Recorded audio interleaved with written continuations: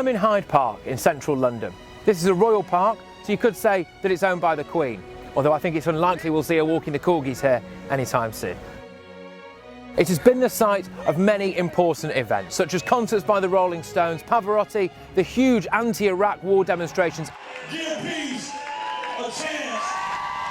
and of course, Speaker's Corner, where disputatious and cantankerous individuals get on a soapbox and give their contrarian views about the world. You tell me, who's the friend of Britain? Obama or Trump?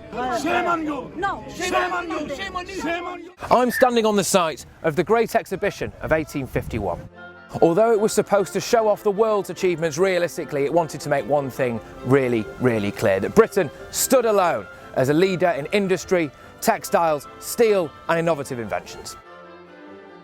A massive towering glass structure was built to accommodate all of these exhibits. It was the length of 3 football pitches and it was nicknamed the Crystal Palace. Queen Victoria visited the site 3 times and her husband Albert was listed as one of the organisers, although I think that's probably quite doubtful. The great and the good of British society passed through here, the likes of Lewis Carroll, of course Charlotte Bronte as well, Charles Darwin, Karl Marx, and of course the star literary turn was Charles Dickens, the internationally renowned author. It's impossible to exaggerate how successful he was. Think J.K. Rowling and then some. Even a century later, his books still sell more than 1 million copies a year. By the time that he arrived at the exhibition, he already had the smash hits of Oliver Twist, Nicholas Nickleby and the Pickwick Papers behind him. But still to come was A Tale of Two Cities, with perhaps the most famous opening line in literary history. It was the best of times, it was the worst of times. It was certainly the best of times for Dickens, but it was the worst of times for the people he wrote about, the poor, the millions who toiled away in the industries that helped to create the fabulous exhibits that were on display in the Crystal Palace, which of course boasted of Britain's greatness. He may have cared about the poor in Britain, but the truth is that Dickens absolutely despised the Chinese, and by today's standards there can be no question, he was a racist.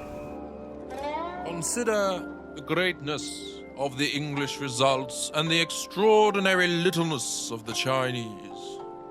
Go from the silk weaving and cotton spinning of us outer barbarians to the laboriously carved ivory balls of the flowery empire, ball within ball and circle within circle, which have made no advance and been of no earthly use for thousands of years. This was less than a decade after the First Opium War, where the British naval fleet and soldiers defeated China to keep the drug trade open.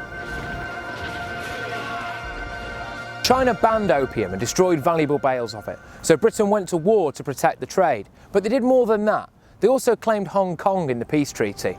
A second war followed on the same grounds, narcotics, and this was just 5 years after the Great Exhibition. Dickens compared the might and muscle of British industry with what he referred to as the Little Exhibition, the Chinese one.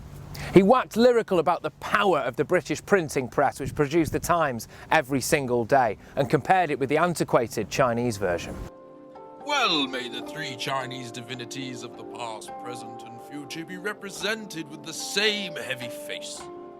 Well may the dull, immovable, respectable triad sit so amicably, side by side in a glory of yellow jaundice, with a strong family likeness among them.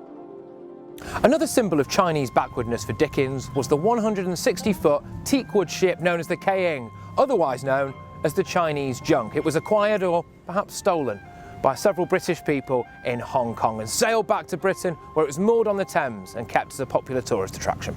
Dickens was utterly contemptuous, referring to it as a ridiculous abortion, a pen tray and a floating toy shop.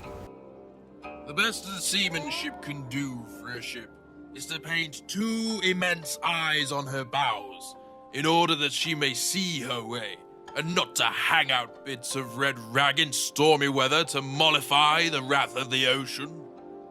Thousands of years have passed away since the first Chinese junk was constructed on this model, and the last Chinese junk that was ever launched was none the better for the waste and desert of time.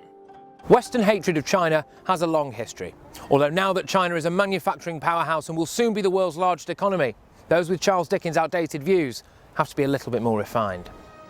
To paraphrase Charles Dickens' most famous character, Oliver Twist, please sir, can we have no more?